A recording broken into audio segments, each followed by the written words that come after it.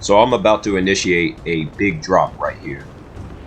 This is about at the height of the open world, so here we go.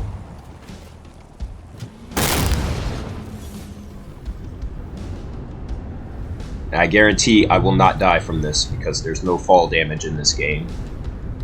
We're in range of a high-ranking banished target, Inca Saham. A pretty vicious guy. Oh shit, I actually bounced a little bit. His life choices.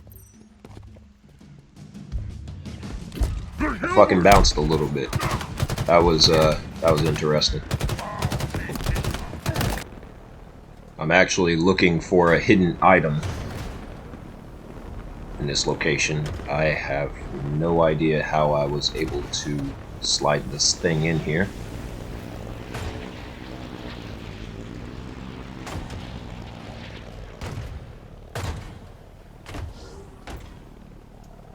And it doesn't seem that what I'm looking for is actually in here.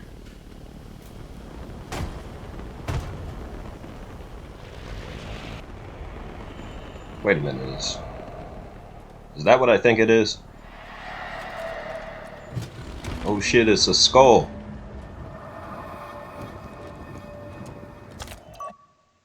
It's my first skull. I wasn't even looking for that.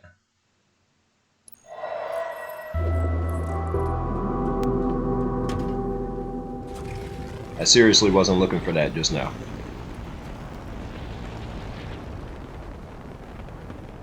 But what exactly does it do? Rare combat dialogue becomes more common. Huh. Very, very interesting. Halo Infinite was designed by 343 Industries and published by Microsoft Game Studios. And this game was released just recently on both Xbox consoles as well as PC. And obviously the footage in this video, as the disclaimer mentions, is going to be from the PC version of Halo Infinite. Now when it comes to Halo in general, this particular series is actually within my top 10 favorite video game franchises of all time. Halo is one of the best video game franchises ever made, and for anyone who believes otherwise, it is this series that has near single-handedly carried the entire Xbox brand during the entire duration of its lifespan. So we're talking 20 years. And because Halo has been around for so long, there's different expectations that people have based off of their earlier experiences with the series. As for me, I've always been an open-minded person when it comes to gaming. So I understand that things have to change and that not everything can remain the same. However, when it comes to the 3-for-3 Halo games, I was fine with Halo 4. Like, I had no issues at all with Halo 4. There were a lot of things that I liked about Halo 4. There were a lot of great things that was in Halo 4. It wasn't until Halo 5 that the series really started to go downhill. Halo 5, for the most part, was a huge misstep. It was a mistake. And the primary reason for that is because of the changes that they made to the multiplayer, as well as questionable decisions that they made regarding the direction they went with the story.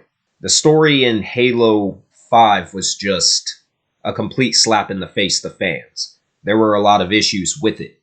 From Master Chief's short screen time to 3-for-3 deciding to turn Cortana into the big bad, the main villain, to trying to introduce new characters that no one really cared about, to the short length. There was just a lot of things that went wrong with Halo 5. And I was hoping that Halo Infinite was going to be a course correction.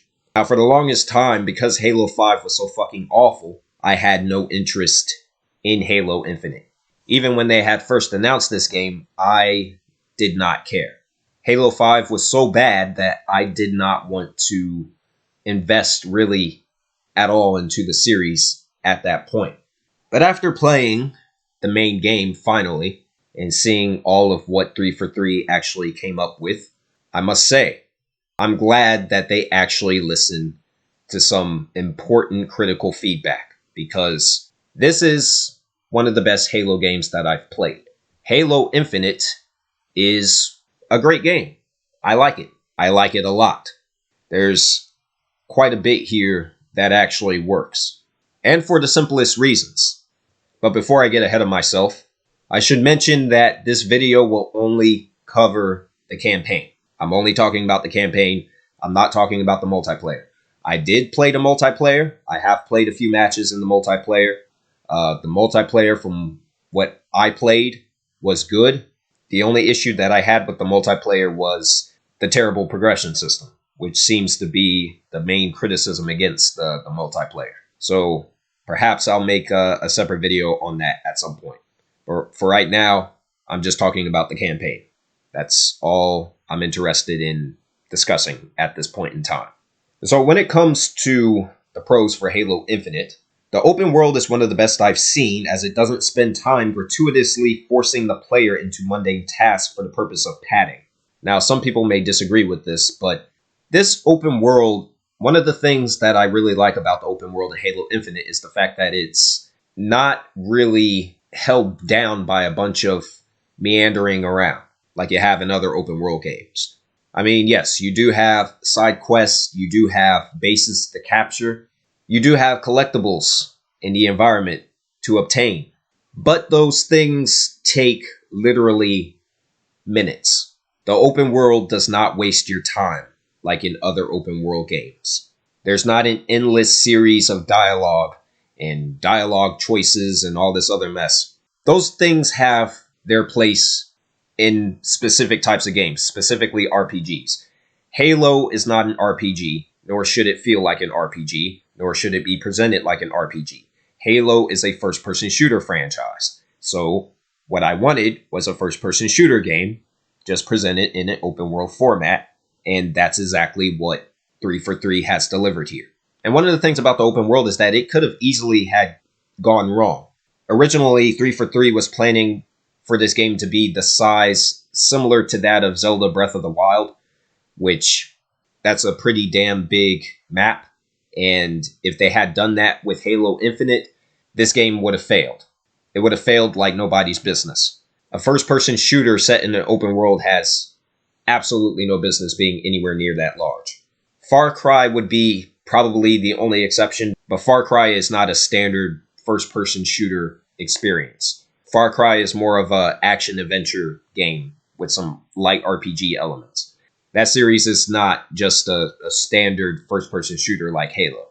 So Far Cry can get away with something like that. This game would have failed if they had gone that direction. And so they had cut the open world by 2/3, and the game is all the more better for it. Now, because they've cut the world by 2/3, I'm sure there were players that went into this thinking that they were getting a third of a game, and that's not really the case. The open world is still gigantic in this game. There's still a lot of space to traverse around on what's known as Halo Zeta, which is where basically the entire game takes place, with the exception of the prologue, which lasts around 45 minutes to an hour. The open world never really got boring to me, and they even got rid of certain things that would have made the game absolutely frustrating. Things that have become mainstay traits in older Halo games. For example, fall damage. There is no fall damage in this game. If there was fall damage, it would have made traversing the open world extremely frustrating. So even though it's not entirely realistic and it doesn't make much sense, I'd rather play a fun game rather than a frustrating mess, just to put it in simple terms. And they even put in unique enemies in the form of mini-bosses. In doing so, helped the game break up the usual pace of running into the same enemy types over and over again. You have your grunts, your elites, your brutes, and your jackals, as well as your hunters here and there. All of those enemy types, with the exception of the brutes, have been in the series since Halo 1, the very first game in the series, and brutes have been around since Halo 2. And so I don't mind the fact that there's not really any new enemy types with the exception of one. There are these new flying creatures in the game. Basically, they took the drones, the insect enemies from the earlier Halo games, and they just replaced them here with another enemy type that's basically does the same thing. They hover in the air and they fire projectiles at you. But the familiarity of the open world, because another thing they did with this game is they clearly took inspiration from the original Halo Combat Evolved, primarily from the second level in that game, and they basically made an entire game that exists on this Halo ring, and it looks very similar to the original, and it really does work. There were some moments of nostalgia when I was traversing the open world. There were things that reminded me of the original because of how well the open world was crafted. So the open world was definitely a major plus for this game. Another thing that's great is the art direction. Now, I just spoke about how the open world was clearly inspired from the original Halo, but then they also have these closed off areas that take place in these like neon lighted corridors. It's like a blue and gray backdrop throughout the game. And I think inspiration from that largely came from Halo 4. Halo 4 had a lot of that in that game. It seems that 343 took inspiration from Bungie's older work with the Bungie titles, and they also took inspiration from their first Halo game, which was Halo 4. So like I said previously, this game does retain a lot of core artistic and visual elements from the older Halo games, and it's all the better for it. Most of the classic weapons and vehicles make a return, giving the game a familiar, synonymous tone. So it's not just a lot of the enemy types from the older games that make a return here. It's also the weapons and the vehicles that make a return in this game.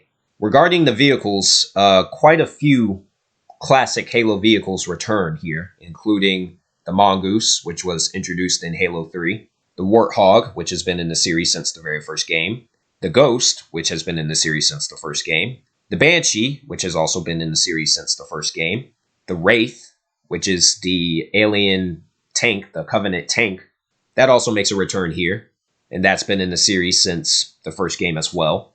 The Scorpion tank, that's also in this game, has been in the series since the very first Halo.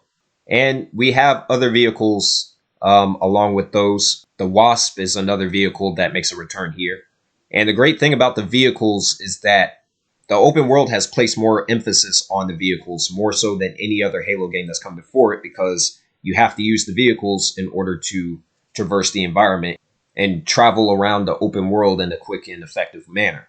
Now, one issue that I did run into is that a lot of the terrain didn't really mesh well with quite a few of the vehicles that's in the game.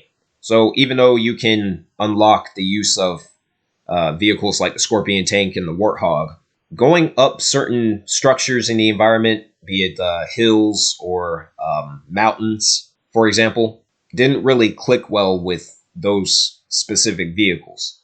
Actually, I found the alien vehicles to be the most effective way to traverse the environment, particularly the Ghost.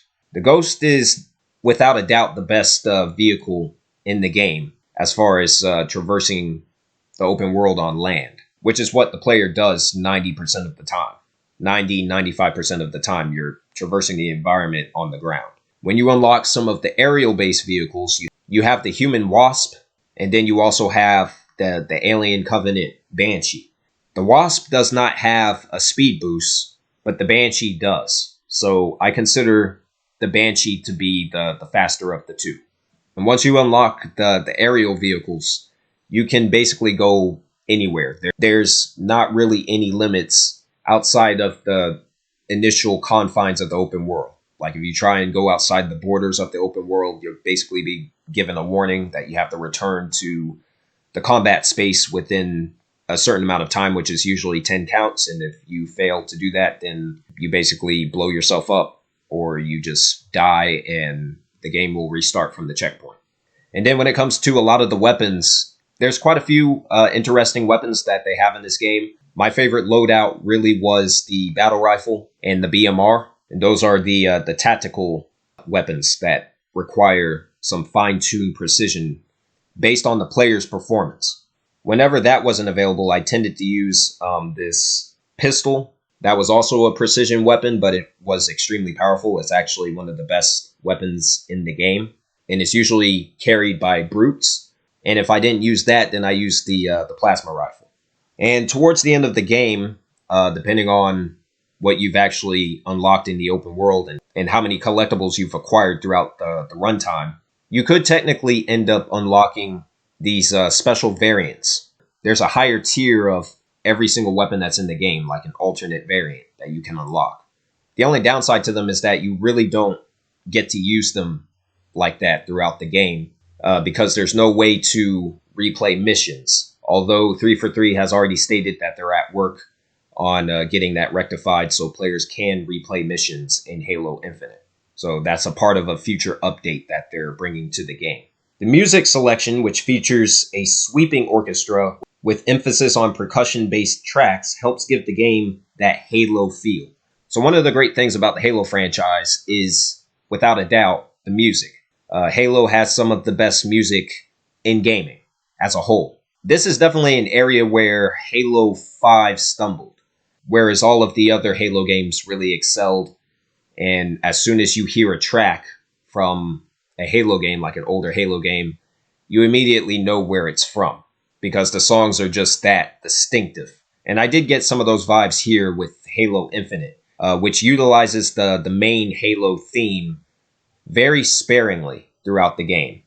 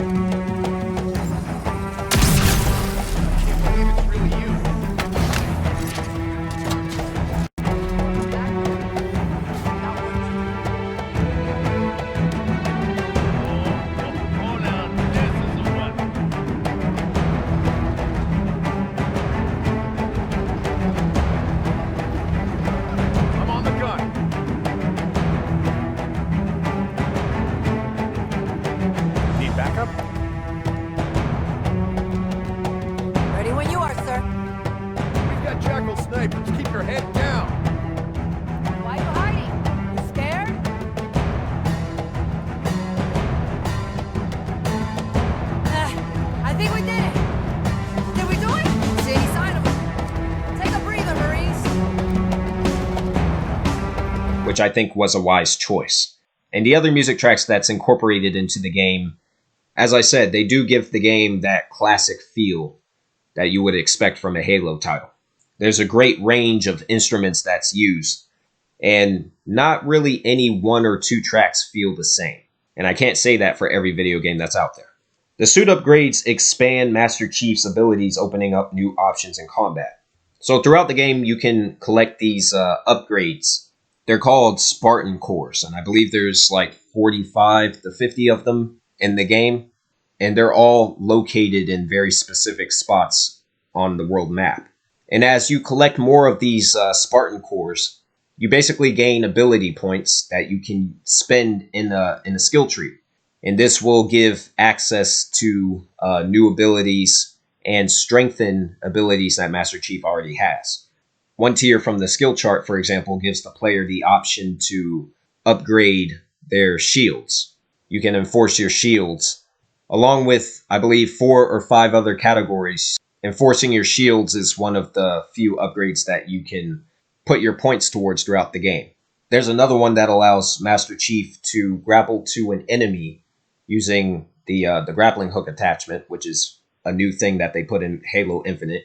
And you can basically do like a zipline attack on an enemy that's stunned. So that's another ability that you can unlock, and it's extremely useful in combat. The suit upgrades were a great idea, and they feel very natural to this game. It doesn't feel like they've really taken that idea of a skill tree with some light RPG progression, and they've basically like ripped it from another series. It all still feels like Halo. It just feels to be more of an expansion than what's come before. But of course, while all these things are great, truly what's the best part about the campaign is how it addresses the obvious mistake in Halo 5, which turned series staple supporting character Cortana into a villain. So that was really the biggest problem with the story in Halo 5, was how the game turned Cortana into basically this monster who's just hell-bent on destroying all life in the universe. I was never in support of that decision, and it just seemed to be a very random and off the wall decision. It's almost as if 343 had ran out of ideas and they were just scraping the bottom of the barrel on some random forum and just nitpicking from various fan fiction, and they took one that was not really advised, and they put it into a multi-million-dollar budget game, and it just didn't work. That's what that decision actually felt like. With Halo Infinite, the whole point of this game is to reverse that decision and basically start over, start on a new slate. The game slowly does get to, what happened to Cortana from Halo 5, because it does skip over that whole event of her trying to take over all of the artificial intelligence and turning against humanity. It skips over all of that. So, in order to find out what happened, you have to collect audio files and whatnot, at least at first. Towards the end of the game, it does actually explain what happened, and basically the character Halsey, who created Cortana, because Cortana had actually destroyed like an outpost, a major outpost in the USNC, and the humans had basically no means of fighting back against her. So what Halsey did was she created a new version of Cortana, basically a new Cortana, and the purpose of the new Cortana was to be weaponized against the former Cortana, the same Cortana that everyone has known throughout the series, and basically weaken her hold against the other AI in the galaxy, and then eventually she was deleted. And this is something I had already seen when they showed off the gameplay presentation. I actually called it out when I made that video. So it's not like it's something that's unpredictable, but essentially they just created a new version of Cortana and just replaced the old one. It's one big retcon. That's basically what this game is. Halo 5 was so bad that they actually had to basically retcon the entire story without completely ignoring the fact that Halo 5 actually happened.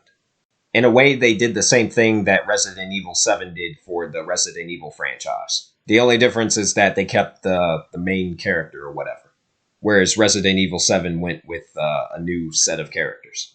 There was no way with a decision like that, a difficult choice such as that they were going to please all the fans that are out there. But I think a decision like that is something they couldn't really avoid, and they did the best that they could with it. So I really don't have any complaints. At the end of the game, Master Chief and Cortana, the new Cortana, are back together again, and they're ready to go out and continue to defend humanity from extraterrestrial threats. I mean, it really doesn't get much more simple than that. And that's all this game really needed to be. And because that's all this game needed to be, easing my way into the cons, this has been a common complaint basically across the board with this game, is that the villains in the game, which are known as the Banished, are not developed and they're not interesting. In fact, they're very cheesy and boring. The Banished characters have ham-fisted dialogue that will make you want to put the game on mute. They are really that poorly written. It's clear that the focus was to reverse what happened to Cortana in Halo 5, and that's basically what 343 focused on. So the villains just seem like an afterthought in this game. So perhaps the next Halo game, they'll expand on them. Maybe they'll make some story DLC and expand on the Banished characters in that manner. That's possible. I don't see that happening, but who knows? Either way, I did not care about the Banished characters in this game. They're extremely boring, and I did not give a shit at all. Something else that disappointed me, and this wasn't a huge complaint, but this is something that definitely did bother me quite a bit, is the weapon variety, which is disappointingly limited compared to earlier entries in the series. Particularly the lack of SMG weapons and the dual wielding feature makes this that much worse. I don't know why the SMG weapons were taken out of this game. I don't know why the Promethean weapons were largely taken out of this game. There's only 3 Promethean weapons in this game, which is weird. And some of the fantastic weapons that were introduced in Halo 4, such as the Scattershot, for example, just using that as a prime example, those weapons are completely missing in Halo Infinite, and I have no idea why. I don't know if they had rushed the game and they didn't have time to put in all the weapons that they wanted to be in here. or if this is just what they had planned to deliver all along. I'm not really sure what the story is behind that, but either way, the sparse weapon variety is something that definitely did bother me. Also, there have been some sound updates to the older enemies, which in my opinion is very distasteful and quite frankly weird.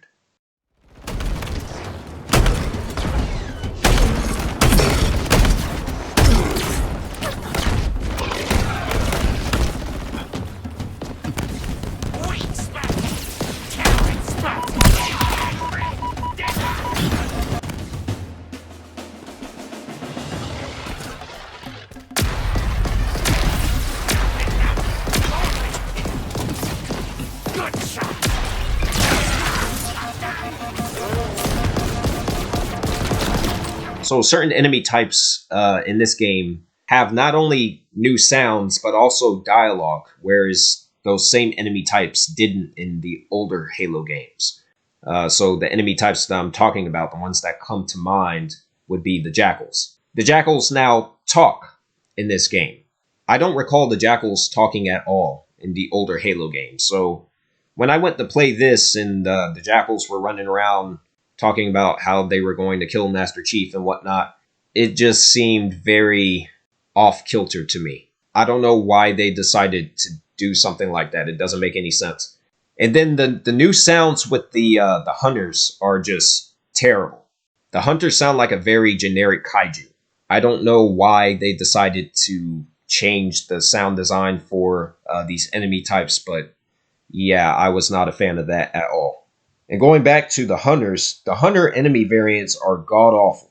They were my least favorite enemy variant, as the effective options against them are severely limited.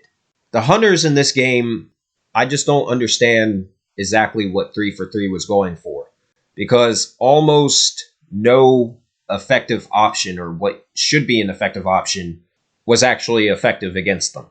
From what I remember, there was really only 2 to 3 good options against them in combat, and just about everything else just did not work. And similar to certain enemy types in this game, the hunters were heavily armored, and 343 just turned them into glorified damage sponges. I did not have any fun at all when the hunters were on screen. What's more, they put in an empowered version of the hunters that are much stronger over the base variant.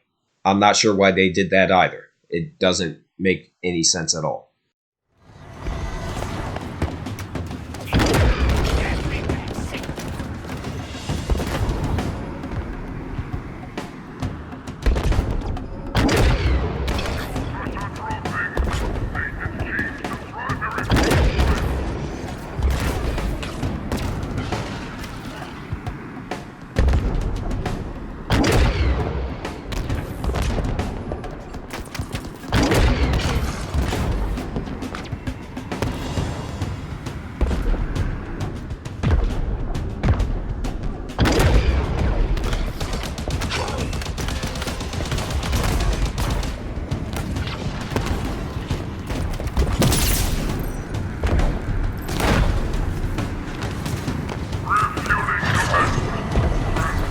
HVT nearby, Chief. The Hunter Bond brother pair called Myriad. They're 2 of the most dangerous hunters known to the UNSC. Watch your back.